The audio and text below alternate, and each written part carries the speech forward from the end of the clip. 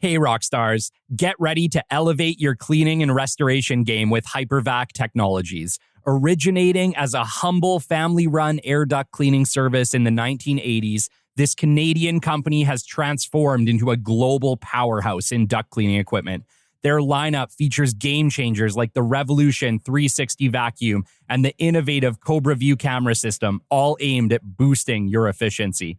But here's the exciting news. HyperVac Technologies is now geared up like never before. They keep stock on all major products, including the highly sought-after Revolution portable vacuums and the H2 trucks and trailers, ensuring immediate worldwide shipping. And when they say immediate, they mean it, offering overnight freight to both the USA and Canada. What's more, everything they offer is proudly built in North America, ensuring top-notch quality. And it doesn't stop there. HyperVac Technologies is committed to improving indoor air quality because they understand that your ducts are your lungs. Their expertise extends globally with worldwide shipping available as a steadfast promise. With over 4 decades of industry excellence under their belt, HyperVac Technologies stands as your ultimate partner for reaching new heights in the cleaning and restoration business. So why wait? Head on over to their website today at www.hypervac.com and experience the difference for yourself. Thanks for listening to a word from our sponsor. Let's get back to the show.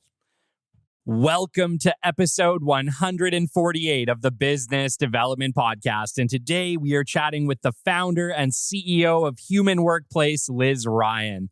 We are talking about personal empowerment, reinvention, and humanizing the future workplace. You are not going to want to miss this episode. The great Mark Cuban once said, "Business happens over years and years. Value is measured in the total upside of a business relationship, not by how much you squeezed out in any one deal." And we couldn't agree more. This is the Business Development Podcast, based in Edmonton, Alberta, Canada, and broadcasting to the world. You'll get expert business development advice, tips and experiences, and you'll hear interviews with business owners, CEOs, and business development reps. You'll get actionable advice on how to grow business. Brought to you by Capital Business Development, capitalbd.ca. Let's do it. Welcome to the Business Development Podcast. And now your expert host, Kelly Kennedy. Hello, welcome to episode 148 of the Business Development Podcast. And my gosh, this has been a challenging one to record. This is actually our second time over, and I have to deeply, deeply thank our amazing, legit rock star guest for coming back a second time and helping me fix my mistake. Before we get into it though, let me introduce her. Today, we are chatting with Liz Ryan. Liz is the dynamic CEO and founder of Human Workplace, a trailblazing coaching and consulting firm dedicated to transforming traditional work paradigms into human-centered environments. With a distinguished career that includes serving as a senior VP of human resources at a Fortune 500 company, Liz brings unparalleled expertise in leadership, organizational strategy, and career development. She engages a global audience of over 3 million LinkedIn subscribers on a weekly basis, sharing insights that empower individuals to navigate their careers with confidence and authenticity. Liz is a celebrated author of influential books like Reinvention Roadmap, Break the Rules to Get the Job You Want and a Career You Deserve, and a renowned columnist who has contributed thought-provoking insights to publications such as Forbes and the Denver Post. An accomplished speaker and an operatic soprano, Liz Ryan embodies innovation and empowerment in every facet of her career, inspiring millions to embrace new possibilities in work and life. Through her pioneering work at Human Workplace, Liz Ryan continues to redefine success by empowering individuals to unlock their full potential and seize the careers that they deserve. Her commitment to reshaping the workplace narratives resonates globally, making Liz a beacon of change and a catalyst for personal and professional transformation. Liz, once again, it's an honor to have you on the show. Thank you so much for having me, Kelly. That's all very nice. Oh boy. Like I said, I really apologize. I have to just say it because At this point, I've recorded 148 episodes, and I have never had a mix-up quite like the one we just had. I blew out my audio messing with some mic settings, and Liz, the angel she is so kind to come back and do this show a second time. So graciously, thank you so much for coming back Of and doing course. this again. No. Once I saw that cute little tyke on the bedspread, I said, okay, whatever. It's fine. My gosh. He was posing that morning. We had him on the bed, and I had your book out because I just finished reading it the day before. And I'd had him on the bed, and I kid you not, I walked over and he's sitting there playing with the cover of your book. He loved the art. Oh. And I know you self-illustrated the book, so it was your picture, and he absolutely loved it. And so I was like, he was posing. He wanted to be on the cover page he's that day. photogenic. He's a doll. Liz, you are amazing. You've done so much with regards to humanizing the workplace. And we're going to get into that today. But, I want you to take us through the journey. Like I said, we call all of our listeners on this show rock stars. We got, rock star experts, rock star listeners, but we don't always get an actual rock star guest. Kelly. I started there last time and I wanted to do it again. You started out as a punk rock singer. Yeah. Well, I was a classical. I from high school, I went to conservatory to sing opera. And I still sing opera now. But at the time, in New York, I was in school in New York, and I met a friend through my roommate who was in a woodwind quintet, and he had a punk rock band, and I started singing with them, and one thing led to another. And that's actually how I became an HR person too, is because I went to Chicago when I was 19 to do music, and I worked at waiting tables, so I made great money. And then to my shock and horror, the next time I tried to apply for a job, which I had to do because I was working for an outdoor cafe and they closed for the winter, I found out I had to be 21. In the state of Illinois to serve alcohol, I couldn't make any money. So I went inside and did office work, and that's how I became an HR person. And then, you've done so much, obviously, in the HR field. Walk us through what happened next. Well, I happened to work for a little company that was growing. We didn't even use the word startup then, but it was. But not technology. It was a greeting card company, and they were growing like crazy. And so being on the inside of that, first customer service and then operations and all that stuff, and they knew they were going to grow really fast. And our VP of operations said, "Hey, I want you to run HR and make and hire tons of people, and do that really well, and also make it a great place to work so that we can keep growing." Well, what better assignment could there be than that, Yeah. And I had a negative reaction. I said, "You're putting me in HR. What did I do to offend you?" That I've been involved with our salespeople and our customers and in the real business. And you're like, "No, go in HR. It feels like a punishment. And what did I do to deserve that?" I was 24, and he said, "No." He said, "Don't be dumb. Do it the way it should be done, rather than maybe just the way you've seen it done, or the reputation that HR has." Wasn't even HR back then; it was personnel. Wow. I said, "Okay, that's a good point. That's a challenge." And so that's what I did. And I saw the correlation was like complete. You take care of the employees, you make good energy, you make the place about good energy, where the products and the services that you offer are cool, but they're secondary because people don't get excited about making, in this case, greeting cards. Although there's cool aspects, some of them are very cute and the artists are fun and the customers are really into them and stuff. But that doesn't get people out of bed in the morning. Let me go make greeting cards or buttons or anything else. It's like, what does it do for me? What is the energy like? Am I learning? Am I growing? Am I recognized? Do I have a good group of folks over there who support me? And that's it. That's everything. And so I really knew even back then, like, one day I'm going to write and speak about this because this is the decisive fact. This is everything. Yeah. The culture and the way people are communicated with them, the way we deal with problems when they come up is everything. There's nothing else. Who cares? Strategy. We have this new financing partner. None of that's going to make any difference if you don't have a really good community energy that's just growing all the time. And so that's what I did. And I only left there like 9 years later. I started when I was 19. I left when I was 28 because I figured, if I'm going to be in like the business world and accept that, I should go get like I don't know. It was a great company. I had grown actually from $1 million in sales when I started there to like 200 million when I left 9 years later. Huge growth. So I was hiring like crazy and our entire company was growing. But I wanted to do something more in like this sort of business world. If I'm going to do it at all, I might as well rock it. And also I was dating a guy at my current employer. So that wasn't ideal, running HR. And I figured, well, maybe I'll just move on and do something else. And I did. I went to a tech company, US Robotics, a data communications company. And I could tell right away, like, oh yeah, this is exactly energetically the place to be, because people like to work here. So my job becomes very easy, bringing people in and keeping that really good energy as the company grows. And it did. It became, multi-billion-dollar company. And then I knew when I left there, I wanted to speak and write and consult, teach people how to get stronger.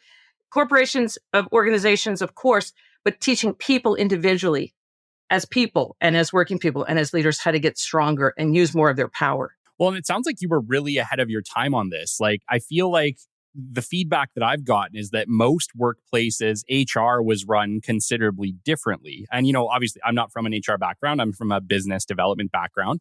So I haven't spent a lot of time in that world. But can you speak to maybe like, what are some of the challenges that large HR companies are facing? Well, it's funny because when I was put in HR and I said, okay, I'll give this a try. I said, I said to my boss, the VP of operations for the company, I don't know anything about HR. I mean, I know as much as a normal supervisor or manager knows, but that's not much. And I don't know all the laws and all that. And he said, I have a feeling that's secondary to good HR, which is absolutely true. And he said, you'll find all that out. Sign up for any workshop, seminar, sign up for everything. We have an employment lawyer we talk to seldom. Talk to him, immerse yourself. And I said, okay, cool. What's not to like? And I went to all these workshops and trainings, and it was eye-opening. I went in there and somebody said, oh, you're new. What are you interested in learning? Or I said, oh, I'm interested in how to create like an incredibly vibrant culture. I'm interested in gender issues and how those play out at work. Because I see a lot of stuff, gender issues. What are you talking about? It's been illegal to discriminate against women on the basis of gender since 1968. Don't you know your employment laws? No, I don't. But also, just because something's illegal doesn't mean it doesn't happen. How are we going to deal with these issues? How are we going to communicate around sticky topics? Yeah. We're not. We're going to pretend they're not happening. Mm-hmm. And I was turned off. I was like, what would be the point of pursuing, like, I will lockstep learn the HR canon if it doesn't help me and help the people that I'm here to help? That's my whole job. And then, the AIDS crisis came and my colleagues are getting sick and dying. And I said, you know what? We're human first, second, third, fourth, fifth, and we're employees like number 16 or something. Yeah. But this, as companies, this is really what the conversations we should be having, all of the human stuff, and how do we deal with it? And how do we merge that with, what we want out of a workforce and what we want out of our quarterly results and all that. And if we won't have those conversations, then we have to take down all the posters on the wall that say our employees are our greatest asset. And we care about people and talent, because you can't, those two things don't go together. So I don't mean to end on a grim note. Yeah. I love the message, and I love what we are doing, but there are HR people who are very locked into this human workplace mindset and methodology, and doing it in their companies and leaders. And that's of course the greatest thing in the world. But still, we have a long way to go to shift away from, it's just the numbers and the policies, toward really making work as human as it could and should be, for everybody's sake, for customers' sake, for shareholders' sake. Nobody doesn't benefit when work is more human. Well, agreed. And I think, like, for me, the big change that I saw came after COVID, or even during COVID, when it kind of felt like maybe employers had no choice. Like, exactly. The power was really taken away from them and given to the employee. Exactly. And I think that a lot of companies, I'm in Canada, but I think across North America are still playing catch up. Like, how do we work in this new paradigm? But the funny thing is, like you said, we should have been treating our employees with more respect and more power to begin with. It's kind of like this. There's two ways to manage, Kelly, as you know, but for your listeners that haven't heard about this before, and they don't intersect. They don't play together well. One is through fear and the other is through trust. Through fear, you say, I will make it my life's mission as a manager, as a CEO, or any kind of supervisor to make sure nothing bad happens. That would be the worst thing in the world if something bad happens, something unexpected, something we didn't want. So everybody's going to have very strict daily goals and metrics. We're going to have a million policies that constrain people from getting outside of their little part of the ice cube tray, and we're going to try to prevent bad things from happening. And all you can do in that scenario is sometimes prevent bad things from happening. But you cut off the ceiling and you say, nothing great will happen. Nothing good can even happen because people are so crunched down and fearful and afraid of messing up or getting a bad performance review or an infraction report or whatever, Yeah. that they can't, and then they get sick and they burn out. It's crazy. The other way, what I've been fortunate enough to experience myself and also to help other employers and leaders bring in is to lead through trust. And that's where you say, here's what the job is. Here's what you need to know how to do the job. And of course, I'm here to support you anytime you need more help or guidance.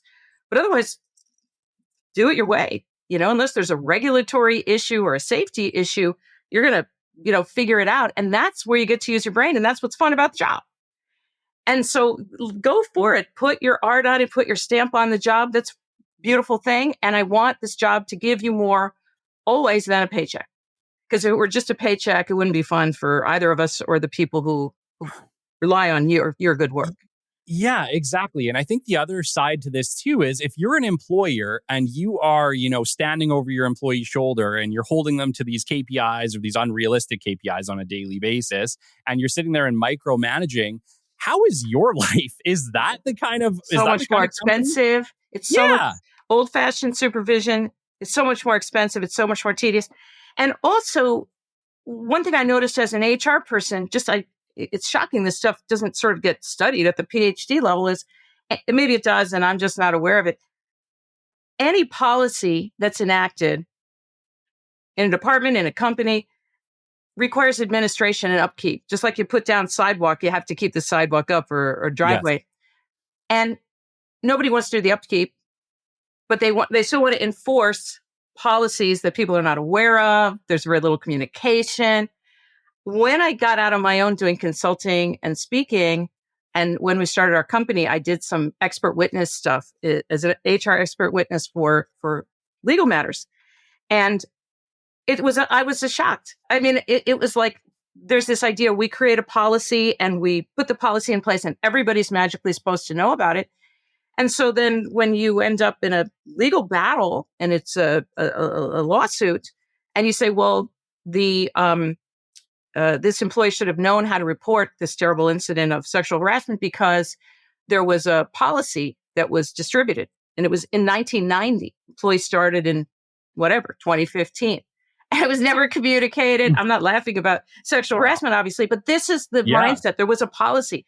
It was physically stuck with a tack onto the cork board in the break room. It was there. It was physically there. She could have seen it. It was all curled up and dark. This is the mindset. And so you said it earlier, Kelly, we have to get to here. Employees are part of the team. They're integral, not employers are big and employees, much less job candidates, are insignificant. Well, and I would say, you have 3 million people on LinkedIn alone who completely agree with you. And I think, speaking to my employers today, if you are running an organization, if you are just thinking about getting into an organization, empower your people, right? Empowering your people is what people want. People, they don't want to disappoint you. People do not start a job looking to fail at that job or do crappy at that job. Like, I want you to understand that. Every single person wants to do meaningful work. I think that that's a fair statement to say. Nobody starts a job thinking, I can't wait to do horrible at this job, right? So empower them, help them. If you have employees who maybe are not doing what you need them to do, maybe sit down with them and have a conversation, have an open two-way conversation and ask them, how can I help you? Because they want to succeed. I couldn't agree more. I mean, most of the time with any reasonable level of support, just even support in the form of being available when folks need help, people will thrive given, a task and an assignment, a mission. They innovate and they collaborate and they create great stuff when they just are free to do that. And when we don't see collaboration, innovation, teamwork, it's because there's something in the environment that is crushing down the energy. And so the minute that I saw that, I'm like, well, let's operationalize it. I started writing articles and courses and books. And it's very easy to do. It just takes a shift in mindset that we don't have to nail everything right down to the floorboards there's lots of room for lots of good things to come up when we just give space for that and really make people feel like they are not just a number and a job description and a title and that's it, a cog in a machine. Yeah, yeah. It's funny because, I actually interviewed Lou Adler a while ago, and one of the things that me and him had talked about was that the HR system, in his mind, the way that we're doing it today, is a broken system. Would you agree with that? Oh, goodness gracious, yes. I mean, especially recruiting. Yeah, and HR people write to me every single day and say, my job is very hard, much harder than it needs to be because of this mindset of we have to be above, the employees have to be kept under control versus set free to make art and do great things. It's a really old school fear-based. I mean, that's literally fear-based management. What people forget is that fear-based management is not just people using fear and threats and intimidation to get employees to do what they say, but also it's people in fear that practice that, in fear themselves. And we have a hard time talking about fear and trust at work and the difference between them. But I couldn't agree with you more. Recruiting is broken. HR is broken. Leadership in general, our concept of it is super broken. One could make the argument work is just broken in general. It needs to be really needs to be examined and reimagined. It's funny, Kelly, because when I was a young HR person, it was the age of re-engineering, total quality, all this stuff. They were reinventing processes everywhere, but never recruiting. Recruiting always just stayed slow and opaque, very little information coming out, very much like just wait until you hear from us. Could be weeks. Very weird and quasi-insulting. And you just don't see that. I mean, I'm out here, but you just don't see this being discussed as, why do you think it's so hard to hire people? Treat candidates like dirt. In the interview pipeline, the hiring pipeline, of course, they're going to be gone. You're not going to get them. And if you do get them, they're going to still keep looking for better jobs, as well they should. So, we have some work to do. Yeah. Well, I really enjoyed Reinvention Roadmap. We talked about that before. What Reinvention Roadmap meant to me, it really felt like a book on personal empowerment. It is a book really written for job seekers and people that are looking to start their own, consulting business or organization of some type. But it really is about, you have power as an individual. You have, things that you're great at, purpose, all these things. And you kind of packed it all into one really great book. And so we're going to get into that, obviously. Reinvention Roadmap, it's amazing. You should definitely get it. We'll get into that later in the book and we'll have links and stuff. But the point is that you did make a point in the book that kind of shocked me a little bit.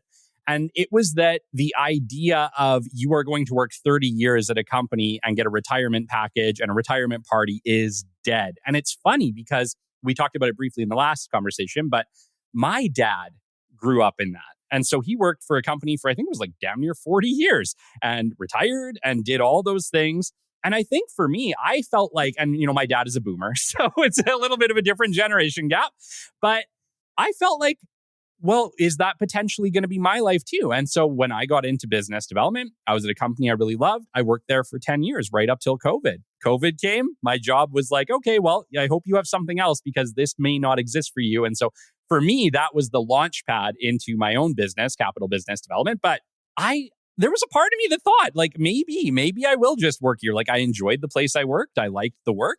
And I'd been there a long time. And I think there was a part of me that kind of believed maybe I could be here forever. But that time, for me was a rude awakening. And in the book, you were talking about like that time is dead. It's dead. Yeah. You might have stuck it out there. If you had wanted to, you might have been there. You might have left, have retired, but you would have been like the last gasp.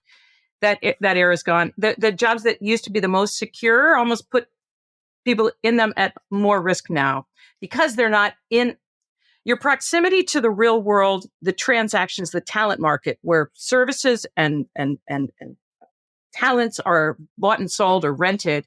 That's your power.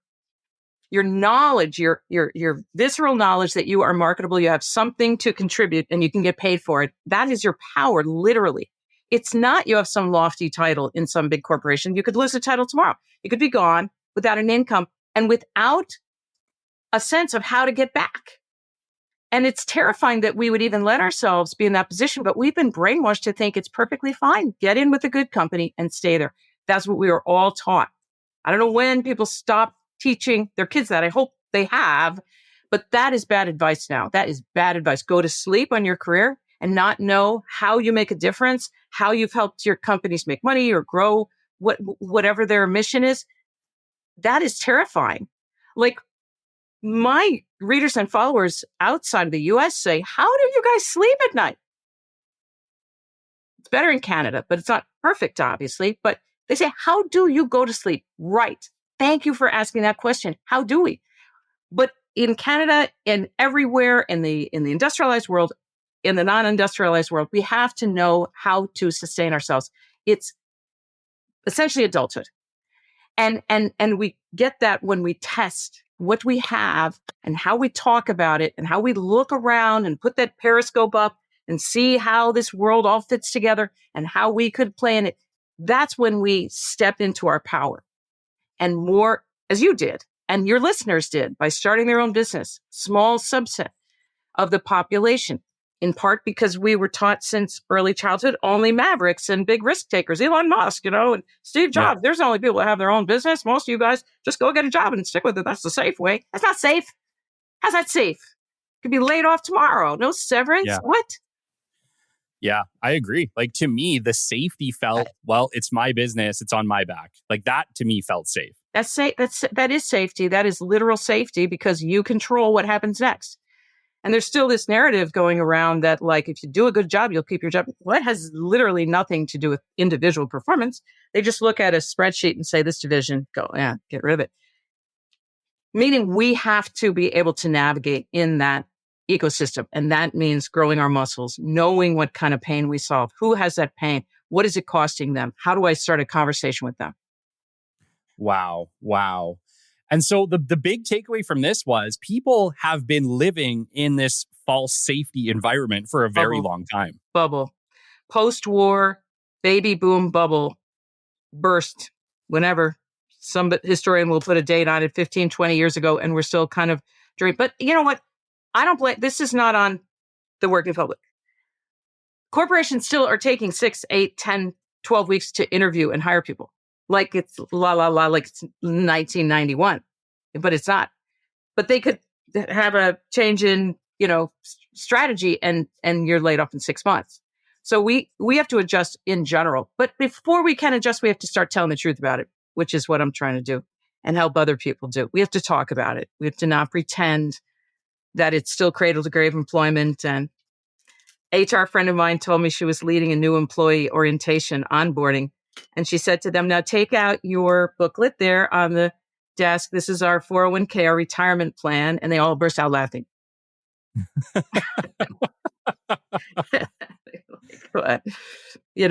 They're clear-eyed. They don't expect to retire from there. So still good to have a retirement plan, but we're all reorienting and it's jarring. But we need to step into this new ecosystem, decisively, because that's how we get stronger and things become less scary. Yeah, it like I said, like you focus so much on personal branding, right? Personal branding has been around forever, but it's not something that I think has really entered the business ecosystem in a major way until recently. I see this last year, like 2023, 2024, as this like grand awakening that personal branding is actually really important. Can you spend some time on personal branding? Sure, of course. Well, I'm an HR person, so I've looked at, I don't know how many tens of thousands of resumes, and I was just immediately horrified. I told you I became an HR person a little bit against my will when I was 24, but it was a great outsider's view. Why do these resumes all look the same?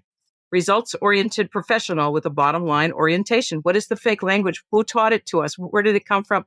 Why do we use it? Why would anybody ever write about themselves in a way that seems like their intention is to blend in with everyone else? Well, we were taught this is the correct way to write business correspondence, like your results-oriented, motivated self-starter. You're literally taking yourself off the page. You're receding into what we were never given permission. I, started writing 20 years ago about, I am a the IT project manager who specializes in large, financial software implementations for banks, baby. That's what I do. And if you Yeah. want somebody who does that, then let's talk. But I'm not going to retreat and say, is this language acceptable to Your Majesty? Not going to happen. The more power, the reason personal branding is so hard is two things. One, we're taught to write nonsense, corporate gobbledygook like that. And it's hard to shake your mind from, but isn't that what they want? Who's they? There's no they. You're talking to individual hiring managers.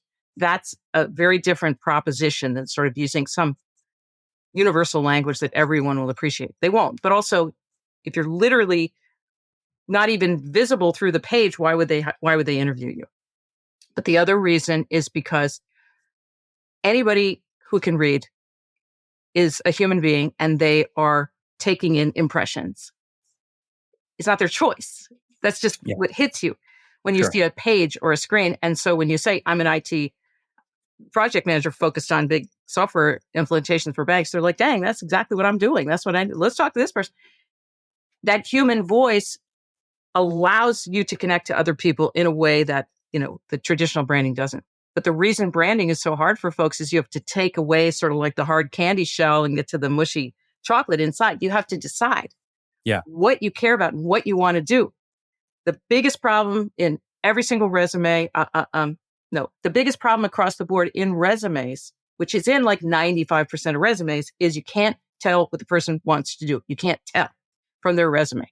They say, I did this, I did that, and the other thing. I understand that because as a young HR person, I'd get a literal paper envelope, this whole stack of them, slit them open with my little slitter thingy and read them. And then I would compare the resume to the job ads that we had running because how would they know?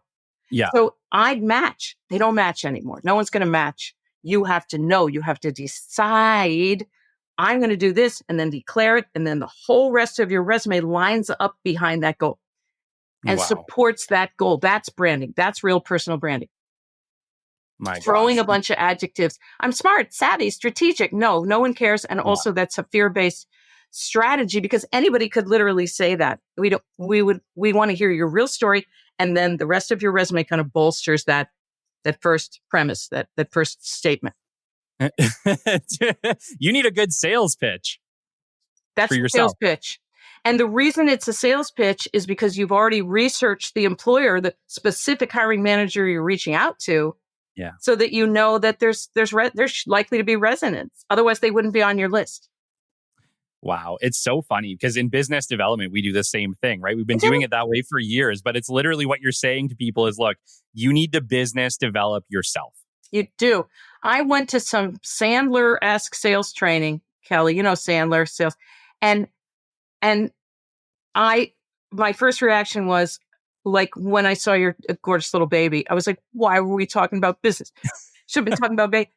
Yeah. And when I went to the Sandler sales training, I felt very bad that as an HR person, 20 plus years, I didn't take advantage of the sales training available in my companies because I was like, sales training. What do I care? Oh, no, we all care because this is all of us. Who are you trying to reach? What's their pain? How do you fit into that? How can we not be teaching this to every little kid since they're 6 years old? It's basic human communication and empathy and taking someone else's perspective. And that's what we teach job seekers as well as obviously entrepreneurs. Get their glasses on, get their view of the world, and then you could speak to them in a way they're going to care about. Yeah. We're talking so much about individuals, right? But I want to speak to the broader scope because we're actually talking, Liz, to a lot of entrepreneurs right now, small, medium, large business owners. Great. Who have their own 50% in this pie to play. Yes. Right? How can business owners do better? Yes. How can they make it easier for themselves to get the best possible candidates? Yes. Great question, Kelly. That's a beautiful question.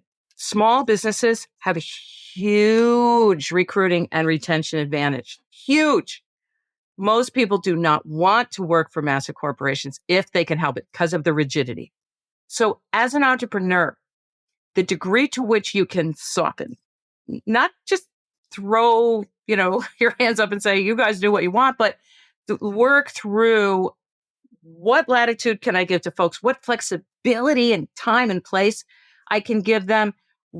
How can I bring them more tightly, into the business and the decision making is huge. It's huge. Big corporations can't, won't, they don't, but you can. It doesn't cost anything. It doesn't cost anything. Access to you, access to customers. It feels scary, like I'm leaning on this person and then I'm becoming more reliant. Yeah, but people like to be relied upon. That's what keeps people feeling like part of something. And, you don't lose sight of things. You keep an overview of what's going on, obviously, but you have a huge advantage as a small business. The job ads, as a small business, you have no need to sound like Deloitte when you write a job ad. We have an immediate opening for it. You say, I'm James and I'm the CEO of this company. We've done this and that. We're super excited to finally have a distribution deal with these guys. And we're doing this. And we need somebody to come in and kind of run the e-commerce site. People would be excited about that. And you say, send me an email, tell me, what you've done that was similar or what makes this feel like a good fit for you. That's it. Now they're not filling out some tedious thing. Don't be corporate before you need to. And maybe best case, you never need to. It's so funny because I've heard people make the argument that a family style business can be a negative thing. And yet, in almost every single experience that I've worked at an organization that felt like a family style, or heck, even my own company has felt like a family style because that's the way we've run it. To me, that personal connection is what makes it so powerful. That caringness, that openness, that transparency, that access is what gives us power. I don't know. I'm not sure that I see the negatives. I guess maybe if you are the size of Deloitte and you're running, 18 divisions around the world. What people fear about a family business is they fear a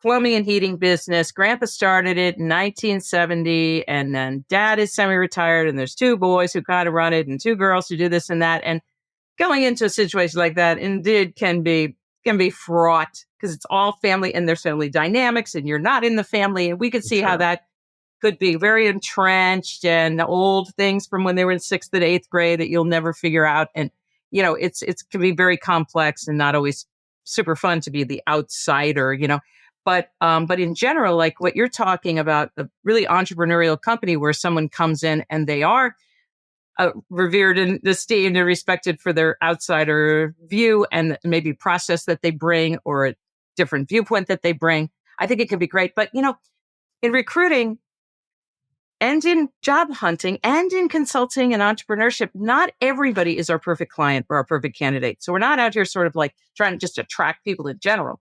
There's a demographic piece. There's a psychographic piece. Not everyone is going to be, a great fit for your company or any company and vice versa. And it's matching. It's a matching exercise. We're not, as employers, we don't want to be vetting. We don't want that vetting energy. I'm checking you out to see whether you're good enough to join my team. You haven't sold me yet, babes. Why? It has to be, let's just see, let's have coffee and see whether what we're doing is of any interest to you. And if if we feel like let's just figure it out. It's not like to the exact degree that we say, you little peon ant, nothing, we're going to check you out. The best people will be gone. They're out. They don't have time. They're gone. And so this is what we're fighting is this old training that it has to be a certain way. In your opinion, Liz, how many interviews should you have with an employee before right? Is 1 hour enough time? Oh, that's such a great question. It depends so much on the job and the situation. It's so contextual. If it's retail jobs, right? And a lot of restaurant jobs, there's one interview. Maybe there's two because that turnover is incredibly high and they're used to that. And unfortunately, I've built that in and it's just like this churn thing. But many companies will do two. One with some kind of screener type person and a second with the hiring manager. If it's a position considered more responsible, lofty, or whatever, then there's probably another interview with a VP or director or somebody higher up. And sometimes there's an interview with teammates. But, the thing is for an employer to lay it out and say, here's how this hiring process works. That's so comforting and so responsible and appropriate to just tell candidates, look, we're going to have a Zoom call short, like half an hour, just to check off some items, make sure it even makes sense to keep talking, right? In terms of what this job is and the hours and what you're looking for. And I don't want to waste your time. And then if that seems like it's a match and you have some of those with 5, 6, 8 candidates, and you say, wow, there's 3 people we'd like to talk to in more depth. Then you immediately go to the other 4 or 5 people and say, thank you so much. This time it's not a great match, but let's stay in touch. Then 3 people have the second interview, then you're going to get more in depth. And you're going to lay out in detail, what is the job? What will I actually be doing? What's important? Who are internal, external customers? What do they need from me? You're going to really lay it out. What is their career path? What does that look like? You just give them the vision and enroll them basically in the vision and get their thoughts. How would you look at this job? How would you approach it? And I'd just love to, brainstorm with you. Not looking for free consulting, but you're saying, how would you, as a person walking into this job, how would you attack it? Yeah. Yeah. And you're going to get such a strong sense. And then the thing that I always recommend at the end of interviews is to say, so Janie, I don't expect you to make a decision right now. Is this job of interest? Because you're going to mull things over. But if it feels like it is, as you process our conversation today, I would love to have, just an email from you, just a quick email that's just kind of what you heard today, what you heard that we're doing, that the challenge is. And then we sync up on that. A lot of people won't do it. And unfortunately, a lot of people who do it flub the assignment and say, I think you should hire me. I'm a great employee and a hard worker. And then, wow, it becomes actually extremely easy to say, well, the number one thing I heard, Kelly, is that you're trying to grow this way. You're using this strategy. I love this idea. I might do this differently, but it sounds like you're trying to do X, Y, Z. And I would come in and do bing, da, bing, da, bang. And, I think it sounds like a really solid plan. And you're like, oh, the angels are singing. It sounds so funny because, like you were saying, we base so much of it based on, what they wrote on their resume. But those critical thinking skills on how they would solve your problems is really why you're hiring them. And that's what your job is to get them thinking, get their brain moving. Their job as a candidate is to get your brain moving and to get everybody's brain working. That's when you come out of an interview and saying, I'd like to get that job, but if I don't get that job, I still rock. I still rock. And you say, I'd like to get that candidate, but if I don't, this is so awesome. They really validated what we're trying to do here. Yes. Oh man, yeah. Like hiring is just one of those things that I think so many small and medium-sized companies struggle with because most of the time they don't have, a high-level HR person help them. Don't need. Right? You have to know the laws. They're a little different in Canada, but they have to know a little bit, although hopefully they're not veering close to the net, since we're talking about, you got your NHL. I got the Oilers jersey on today. It is playoff day today. It is Game 7 Stanley Cup Finals, Oilers versus Panthers, and my gosh, our city is electric. A flame. It's a flame. Wow. I almost wore Oilers colors. You're close. You're blue and white. well, good luck to the good old Edmonton Oilers. That's so beautiful. I'll be cheering for them. Amazing. That's fantastic. Canada hasn't won a cup since 1993, so wow. we are. we are Kelly, I am old enough to remember my parents going to hockey games as a date, and with numerous kids and dressing up. Yeah, they dressed up. My mom wore pearls to go to a hockey game. Did you ever see old films of that from the 60s? No, it was part of we're going to a hockey game. Yeah, it's I've never seen so many Oilers I grew up in the city. I've never seen everywhere you look, there's someone wearing an Oilers jersey, an Oilers t-shirt. All of our boys are at school today. That's Oilers so great. we went downtown for the last game. Really, the Oilers should have been out. We've fought our way back. We lost the first 3 games in a row, so the Panthers only needed to win 1. We just won 3 games in a row, and that last win was the whole city, all you could hear was horns and people yelling. I've never seen downtown. It's an underdog story. It really is. It really is. And so it's win or lose, they've already won. This is Game 7? It's Game 7 tonight, yeah. Have you ever been, Kelly, to see the cup? Sometimes they'll put it on display. I have never seen it, but I imagine that if they win, it'll be in Edmonton. And I've already told the boys we're going to go check it out. Oh, that is adorable. That is so great.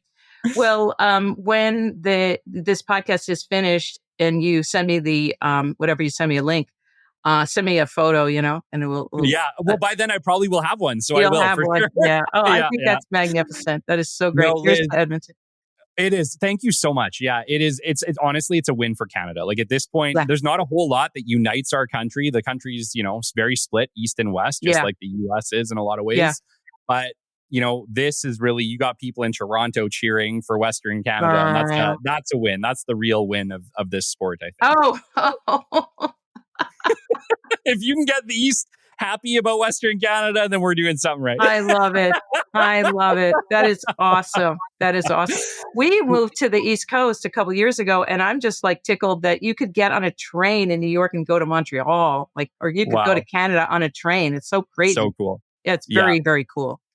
I'd never been to Eastern Canada until last year, and we went to Halifax. And my family originally actually is from Halifax, and I remember being there and just thinking, like, wow, like we have the mountains out here in the West, and Rocky Mountains are beautiful. Anyone who's been to Banff or Jasper, Yeah. like, they know it's a worldwide tourist destination. But there's something really magical about Atlantic Canada, Yeah. Yeah. the east side, where you're Yeah. really on the ocean, and so much history, right? Like, Yes. that's where our country was founded, That's right? right. Like, it's That's right. amazing thing. Yeah. Oh, I'd like to go up there sometime. I don't think I don't know. You could drive. It's a bit of a trek, but you could drive. Yeah. I would highly recommend making like a weekend trip to Halifax. You would not be I disappointed. should. That's a good idea. That's a good idea. Yeah. That's awesome. But Liz, while I got you here, you are a total rock star. Oh, You thank on you, like Billy. on the personal branding stage, on a personal branding level, you have done it better than probably 90% of the world. And I really mean that. And I know we have lots of people listening right now who are in this space where they're a little bit afraid. They're a Yeah, little bit afraid of to course. be out there in the Of course. world No, at a of 3 course. million follower level, right? Like that comes with its own set of criticisms and fears. Talk to me a little bit about what it has been like, essentially, to have a following like that, and maybe how can we encourage people? Is it important? Do people need to start to focus on their social media followings?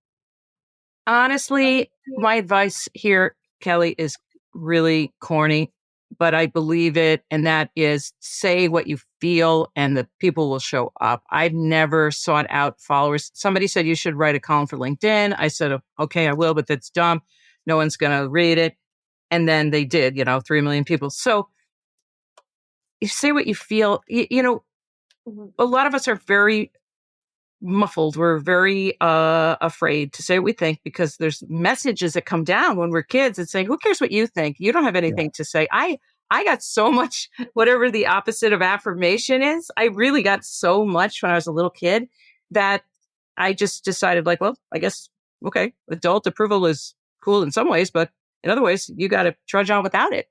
And, finally, started to get that more for singing and other things, performing, but and then eventually HR. But you have to follow your own heart. You have to say what you think and assume if it's really that wacky and nobody else resonates at your frequency, that's just the way it's supposed to be. And it's the same way in life. It's the same way with your friends. It's the same way with dating and relationships. You are not out here to please everyone. And the more you try to please everyone, the worse you feel because it doesn't work. It doesn't work. You're only the people who get you deserve you. And not everyone is going to get you, no matter who you are, no matter what you talk about. So I just started a TikTok channel. It's like 500 followers. It's great. Wow. Let's just start.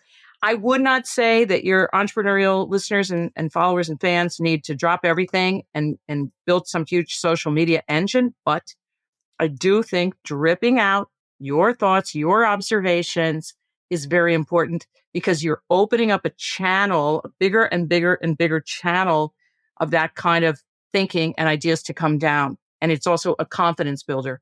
Even when people leave you, my little fledgling TikTok channel has a few like, this is dumb or whatever. And they're just encircled with love by the other followers, Yeah. It's completely fine. And so it's the idea of stepping into your own voice. It's so important. It's your voice and the world deserves to hear that. You deserve to have it come out. No pressure. No, like, I will post 3 times a week on these topics. It's just like what I said about work. When the fear shuts down the creativity, we do it to ourselves. Yeah. I must make another social media post. No, you don't. Wait until inspiration strikes. Yeah. Oh man, that resonates so much because, I look back to when I started this show, right? Like, I started this show in February of 2023. And I remember it was 2022 when I was writing down my things I wanted to do in the next year. And one of them was to be more more outward facing, was to do something, whether it be a YouTube channel, a podcast, whatever it was. And I've settled on podcasts more so because I love listening to podcasts. And I just thought I love listening to these. I listen to them on a daily basis already. Why don't I just come on and speak to business development and eventually entrepreneurship is kind of what it became, is a little bit of both. But I remember recording, my first couple episodes, Liz, and just feeling like, who am I to do this? Who allowed Kelly Kennedy to sit here and speak to the wall about business development? What gave him the authority to sit here and do this? But it was just like self-sabotage talk. You know what I mean? Like, I think at the time I was feeling like a big imposter, even though I'd already had like over a decade of business development experience. Like, it's like, of course I could speak to that. But there was a huge part of me that was really like, don't do this, Kelly. Like, what are you doing? And I remember I almost didn't release episode 3. And I talk about it a lot on this show. Episode 3 almost never came. There's nothing wrong with episode 3. It was me. I was just really struggling with my own self-confidence in that moment. Right. No, Kelly, listen, you saying that, you doing that and getting through that, that's 3 episodes a week, man. Is that what you do? We do 2 a week, but yeah, it works out to be on average about 9 a month. Wow. That is a lot. Good for you. It's stepping through that over and over and over again is absolutely what grows your muscles and makes you stronger. You know that. Just stepping through that. Who am I to do this? But who am I not to? Yeah. Who am I to get this job? But why shouldn't they? Who am I to start this podcast? Yeah, but what's the downside? Who am I to be an expert, a guru around business development with gazillions of followers and listeners all over the world? Well, who says I shouldn't? Where's the rule? Where's the sign on the door? Becoming a thought leader around business development forbidden. There's no sign posted. Like, I'm allowed to step out. And if I feel called to do it and I have the energy to put into it, all you can do is approve, disapprove, and live a good life without Kelly in it.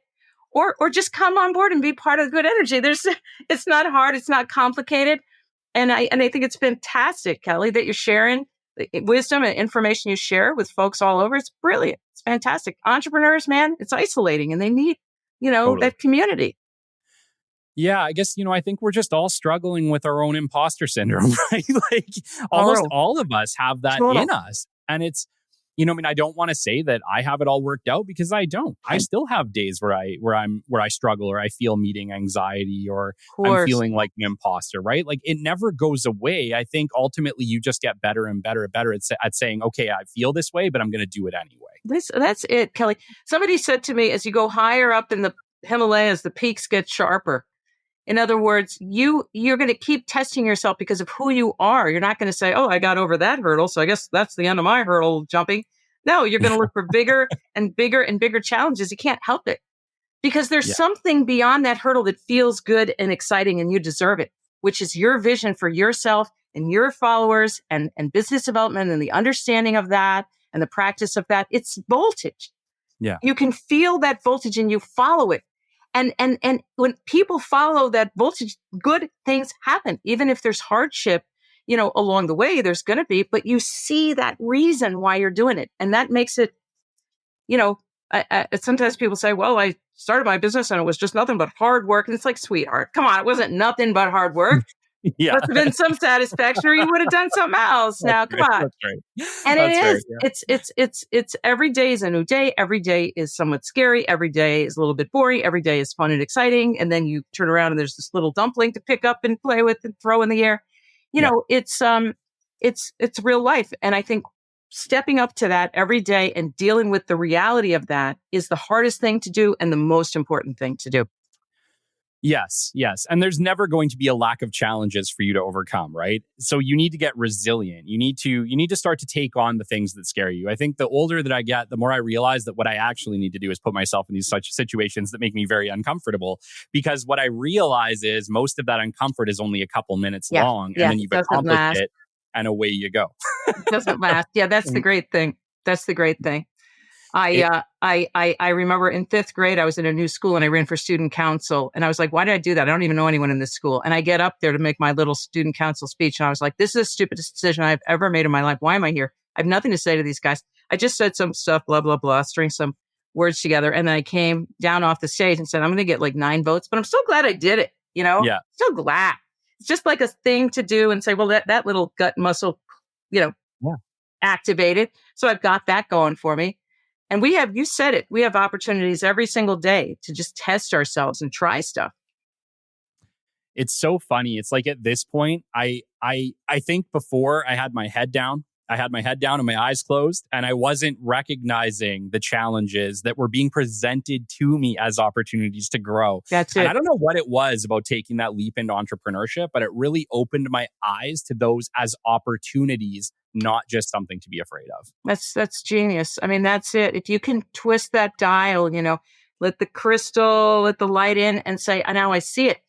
Even some of the people I've worked with that were difficult and so hard, and I've held on to some anger towards them. It's like, no, you were a great teacher because you taught me how to deal with this stuff. And now that snake cannot bite me again. I know what to look for. And it's tough. It's a lot of conflicting emotions mixed, but we do get stronger through our experiences. Not just more knowledgeable.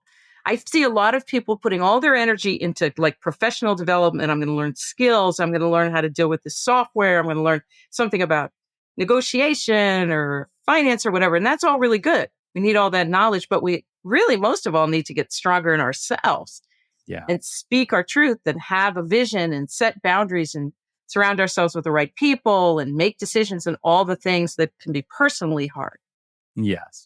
And obviously we're on this, self-strength moment. I want to just lead right into Reinvention Roadmap because I had the pleasure of reading that book. I like to read the book ahead of the interviews. And I really loved the book, Liz. I really did. It's very well written. And I remember looking after and thinking, oh, she definitely wrote this after COVID or during COVID. No, you wrote that book in 2016. I couldn't even believe it because your ideas and the way that you phrase your thoughts are so ahead of their time. You were seeing the future. Are you sure you didn't cause COVID? Get my DeLorean out back. Thank you, Kelly. It was a lot of fun to write. The idea behind that book is that the world has changed. It's not going back. And we are all entrepreneurs now. And we have to step into that. You can get a regular job. You can be a legit entrepreneur or even in between. But we have to have that understanding of how this world works, how we can fit into it. And we have to drive our own careers. We have to, like the CEO of your career and your life. There's no other opportunity. Going to sleep is dangerous. It's very, very bad for us. It weakens our skills, weakens our muscles, and it gets us out of the exact energy field we need to be in, knowing how we can help other people and get paid for it. So, I had a lot of fun writing. I'm rewriting that book now, so it's going to be gone for a while because it's okay. We have to make room. So, but it's in libraries. But I'm writing a more sort of, well, I'll tell you when it comes out. But but this idea is really what got me to start writing for publications back in like 1998, I think. We have to take charge. The old working world is gone, Mad Men era. It's not coming back. And we have to run our own careers knowing who we're going to work for. If it's not this place, where is it? How we're going to monetize our wisdom and our talents, how to brand ourselves as we talked about, and how to have the mindset that I can stride out into these new spaces and not really worry about whether I'm 100% accepted or not, because nobody's ever 100% accepted by everyone anyway. That's right. I'm going to get stronger and learn more about myself and have more value and more marketability all the time. That's not even, that's not something we talk about or teach in school.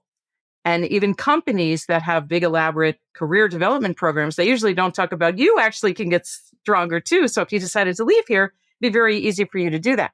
I'm happy to see that conversation kind of starting again. But this is my number one mission is to empower people and strengthen people to be able to deal with this world and thrive in it. Well, I think what it was for me was an awakening. There were concepts in there that I hadn't really questioned before. Like, why couldn't somebody work at a company for 20 or 30 years? Or, like, why can't I fall asleep? I think it was kind of like one of those things. It's like being asleep and having your head in the sand is sometimes a nice feeling. Right? It is. Just thinking it is. But it can be a very rude awakening, which a lot of people are figuring out the hard way. Yeah. And it's not even the sheer awakening of getting dropped off a cliff and your job goes away. That's very extreme. It could be a much smaller thing where there's a shift at the job. Change is constant and you don't like the job so well anymore. Mm-hmm. And it just isn't working for you anymore. It's that idea of, as an entrepreneur, you're constantly against the bed of nails. And as a sleep working person, you're not. And that becomes the goal. Just keep everything the same. Well, we know that's not going to happen, not in this tumultuous world. And so getting out there and dealing with that and confronting it, just like if you were thinking about managing your finances, you wouldn't say, you know what, I'll think about my finances when I'm totally out of money. Till then, I got a few bucks. I'm not going to worry about it. No one would do that. Yeah. No one would do that because that's too risky. Same thing with your career and your working life. And one of the reasons a lot of people my age have gone into consulting in particular and coaching, that type of entrepreneurism, is because it's the best way to monetize their talents and also do the work they want to do and not feel pushed into a little box in a corporate job that maybe is not going to suit them and maybe not even give them any security. You know, Liz, one of the questions that I have for a lot of my, executives and my CEOs on this channel is, when people do come to that realization that they want to go out on their own, there's an immediate fear, right? There's an immediate fear that's like, don't do that. Don't you dare go out on your own, right? Like, you're safe here in your little career. Exactly. Like, let's just do this. What type of words of motivation might you give to somebody like that who maybe could do a great job as a consultant, maybe has this great company idea and could do something amazing, but they're afraid. They're afraid to take that leap from their comfortable career. Well, here's the funny thing about fear. That fear, I'm afraid to step out there, is dwarfed by the fear, the real fear, the visceral fear, the existential fear that hits when something bad happens, right? And it could be, as, like we said, as concrete as you lose your job. It could be a political shift that makes you think, It could be you have a meeting with HR and they say, actually, you're redlined. You're at the top of your pay grade. You're not going to get, from now on, subsistence raises 1.5% a year. And you're like, whoa, that's got to mean something.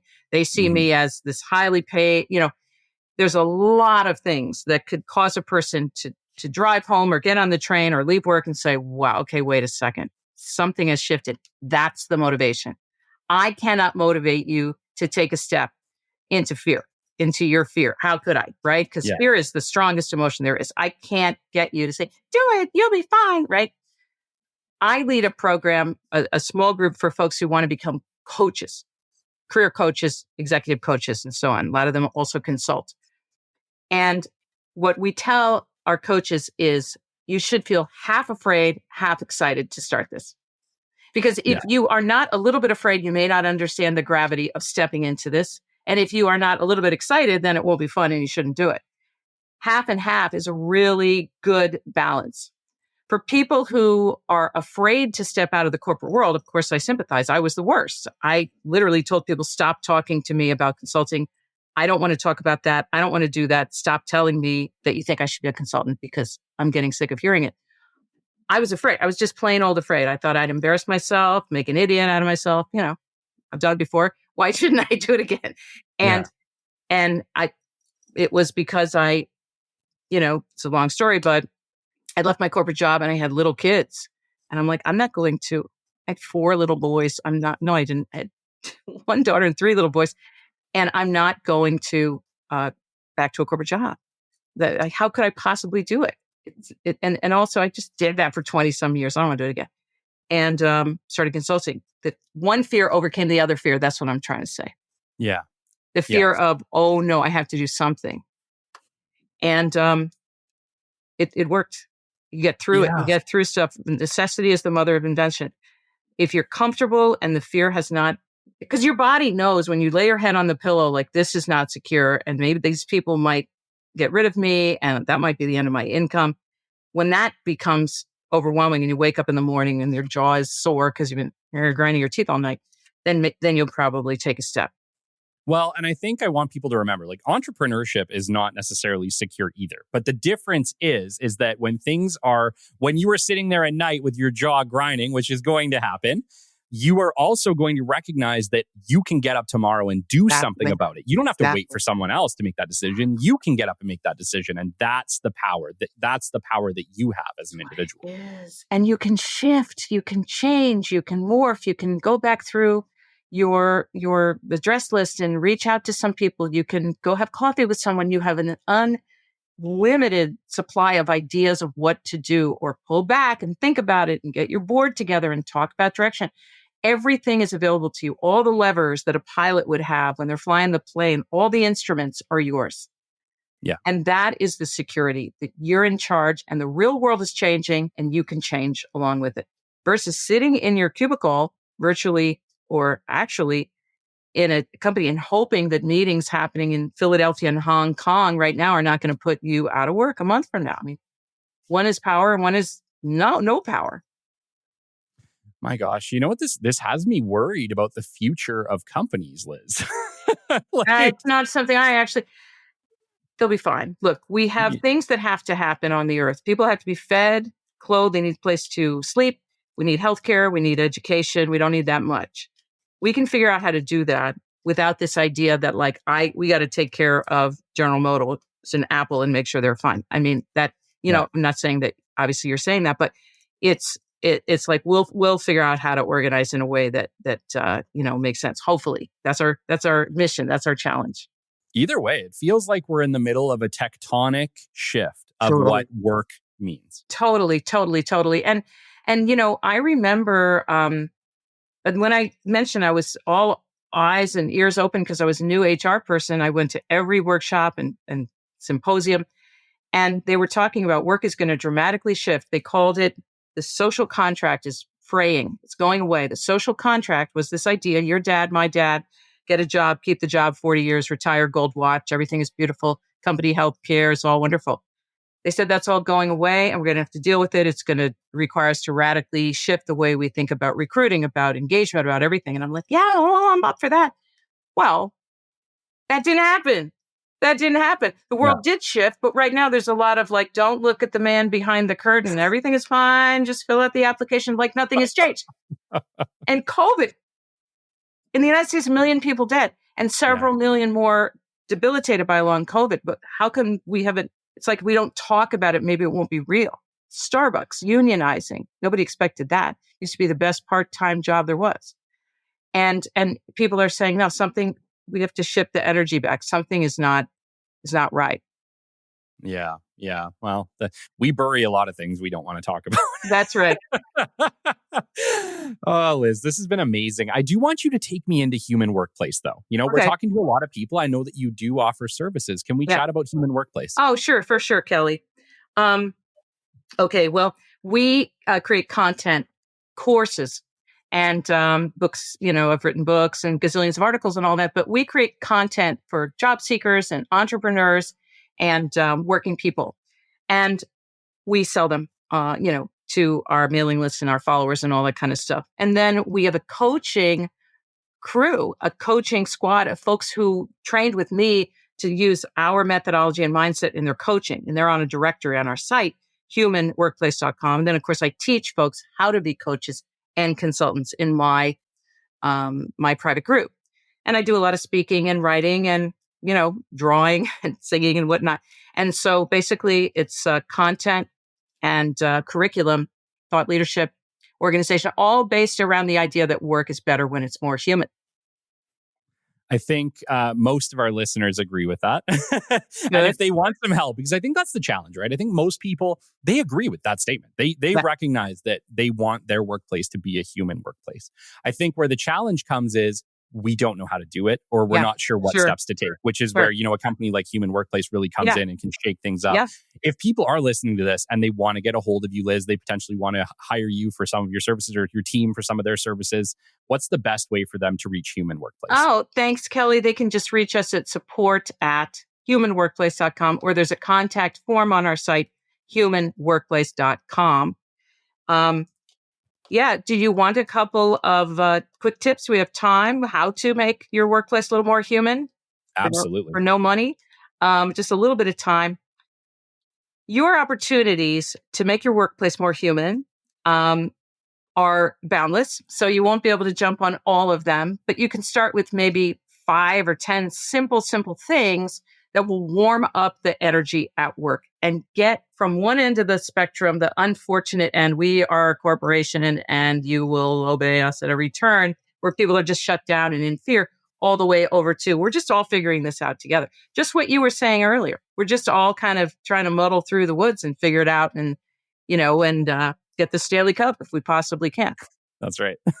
So some of the easy ways to get there is, first of all, look at your job ads and how they're written.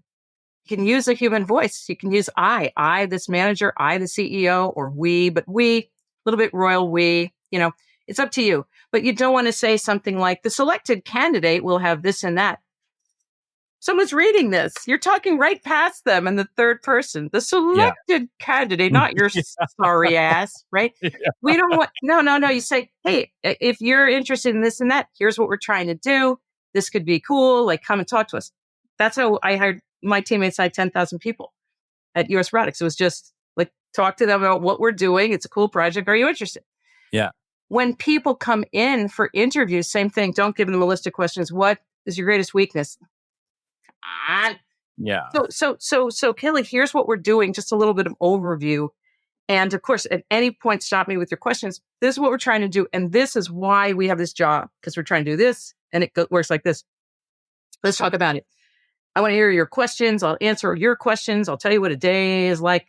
Let's just get into this and talk about what you think, maybe what you've done before that's relevant. Total like coffee conversation.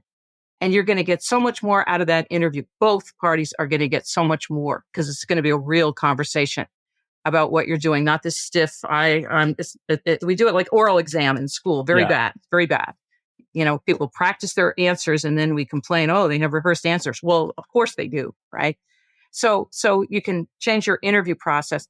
Orientation, onboarding. Look, here's what the job is. Here's what to do if there's a problem. We're always just trying to figure this stuff out. So let us know your ideas. Find me, find Sally, find James. In your salary processes, make it transparent. Here's the salary surveys we consult, and we do it twice a year. And we look at what has changed, and we come up with these salary ranges. And it's never perfect, but we're always trying to stay current with the market because we don't want you working here to be at a disadvantage financially compared to someone who is out there. Basically, at every step of your communications roadmap, you have an opportunity. Your CEO, their speeches, their talks. I've consulted with CEOs who said, well, what do you think so far, about our culture? And I said, well, no offense, but we just walked through the equivalent of like 4 city blocks through your office. No one looked at you or spoke to you, and you didn't speak to anyone either. And so let's talk about that, So we're just saying we can be normal at work. We can just be regular people at work. And it would be really good if we did. So essentially humanize the workplace at any possible opportunity. I would say, and it pays dividends. For me, people say, how did you do HR for 10,000 people and you didn't have like sexual harassment claims and this kind of claims and discrimination? I said, because we were in touch with our employees and we listened to them. So things didn't rise to that level. Very, very, very, very vanishingly rarely, because we have ears on the ground, not to snoop on anybody, but to say, we're here. What can we help you with? Yeah. And my job, walking around, how are you? How's the job going so far? Is it okay? Does everything make sense? Everything cool? You have to do that. That's our job in HR. Keep the energy light and moving forward and get problems resolved. Just take away roadblocks to energy. And it's so funny because I don't think any time in my entire career after I was hired did I have an HR person come and check in and make sure that I enjoyed my job. I'm so sorry, Kelly. I know a lot of people could probably say that. I don't know what. Yeah. It's organic, and when it's in the culture, and it's what would get you out of the bed every morning to do HR? Enforcing policies or running payroll? No offense to payroll, it's important, but no, it's got to be the pixie dust in the air. Yeah. Either way, you know what? You're paving the way, Liz. You're paving the way to a much better world, and I'm thankful. So are you, Kelly. Do you want that Um, parenting tip now? You can see Absolutely, I do. I'm I've been dying. I've been dotting it on my paper. I I know need it. it. I don't mean to be For many, heavy-handed. many young parents. I don't mean to be heavy-handed with my parenting tip. It's just that given that I have 5 kids and only one parenting tip, better pass it on at every opportunity. Okay, here it is. We had twins first, boy-girl twins. And so I had time to think about, what would happen after they were born, of course. And I ordered birth announcements. We ordered birth announcements from like a stationery store. They were printed up with the babies' names. After that, I just went to the drugstore and grabbed some birth announcements. But the first time, Yeah. and so I had them printed up, and they came in sets of 100 or quantities of 100. I had 150 names in my address book. Got 200. So we sent out the 150. I still had 50 left. Personal, with the babies' names and little tartan, whatever ribbons. And so I told my husband to go to the bookstore and get the World Almanac, which is a book that's published every year with a lot of facts and data and sporting records and all this stuff. And in the back of the almanac are the names and addresses, street addresses of heads of state. So we sent the extra 50 birth announcements by mail to 50 heads of state, King Hussein of Jordan, and at the time, Princess Di in the UK, and François Mitterrand in France, and who was in the 90s? Was it Trudeau's dad? Who was Yeah. Trudeau? Oh goodness, that's a really good question. I think it was Jean Chrétien. I think it was Chrétien. And so I sent out 50 of them, and like 27 of them sent back letters say, congratulations on the birth of the babies, and we're so excited and that. And we have them framed. And then the baby grows up and they're like, dang, my parents knew some people. We don't know them. But they have social secretaries and they write these letters. King Hussein of Jordan has commanded me to write to you to express his kind wishes upon the birth of your child. And you have these things on official stationery with the little gold. That's my parenting tip.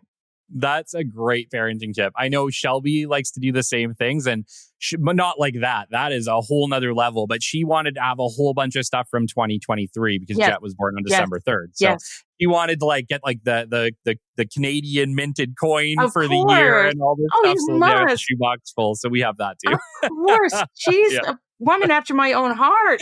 Yeah. That is the way you got to memorialize and lift it up because you got this. Yeah, the party started. My win is just that every time it's my birthday, I now get to celebrate my birthday with my son because we share the exact same birthday, which is super cool. Beautiful. That is so beautiful. I can't wait to put on my little party hat with my boy and celebrate his first birthday. That is too precious. That is so awesome, Kelly. I'm so happy for you guys.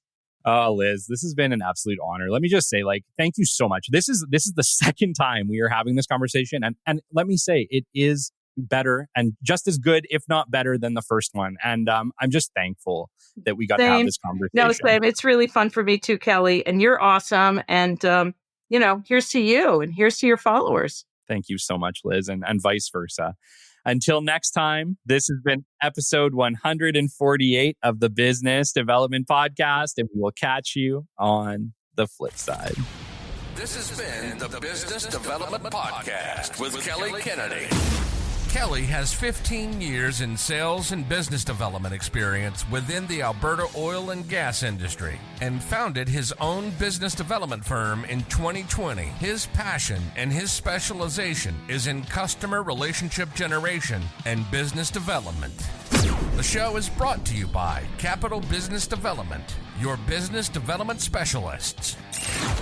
For more, we invite you to the website at www.capitalbd.ca. See you next time on the Business Development Podcast.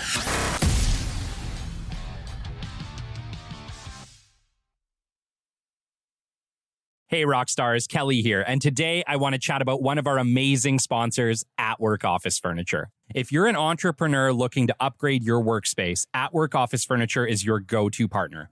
For over 40 years, they've been providing premium, affordable office furniture and top-notch design services. Whether you need a single desk or a complete office overhaul, At Work has you covered. Their team of experts help you plan your space to maximize both comfort and efficiency. They're at the forefront of modern office trends, including those super cool office pods that give you an instant, quiet booth enclosure right in your open space, and movement-based setups to keep your team healthy and active. Here's the best part. Atwork delivers and professionally installs across North America. No matter where you are, they'll make sure that your new office furniture arrives quickly and safely. I personally use an office chair and adjustable desk from Atwork on a daily basis for my work and absolutely love them. Support the business that supports entrepreneurs like you. Check out www.atwork.ca to see their amazing range of products and services. Transform your workspace with Atwork office furniture because great business starts with a great office. Thank you, Atwork, for your support of the Business Development Podcast.